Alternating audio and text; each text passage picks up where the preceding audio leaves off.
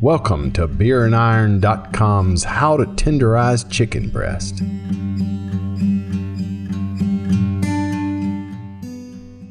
First thing you want to do is get you a nice tenderizing mallet. And you're also going to need a needle tenderizer. A cutting board. We use a red one to indicate meat.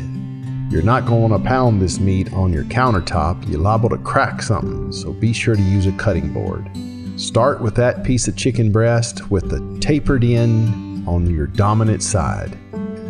You're going to want to start with the needle tenderizer. This needle tenderizer will spread things out, if you will, and allow the hammer or the mallet to smooth the chicken breast out and flatten it thinner to create that even thickness. You can see here in slow motion how we're sinking those needles down into the cutting board.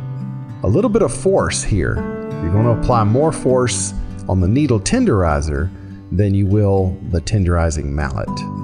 When you get to the thicker end, work in a spiral method or a spiral pattern. That way you can kind of spread things out without causing too much of the meat to tear or rip. The next thing you want to do is use your meat tenderizing mallet. Start on the tapered end and work your way up just like you did the needle tenderizer. You see here that we're not beating this meat into submission. We're working our way up about a half of a hammer blow all the way up to the thicker end. When we get up to the thicker end, we're going to work in a spiral motion in order to keep from making ground chicken. We want to spread the chicken out flat, we want to tenderize it, but we don't want to tear it and rip it into shreds. You can flip it over to the other side and gently tenderize this side. If you tenderize it too much with too much force, you'll rip the meat apart. You can see here a nice tenderized piece, much thinner than we started with. This will allow the meat to cook more evenly and keep from drying out the thinner parts as the thicker parts get up to temperature. You can see here in comparison a piece of tenderized chicken that we just finished and one that we're about to tenderize before it's been tenderized.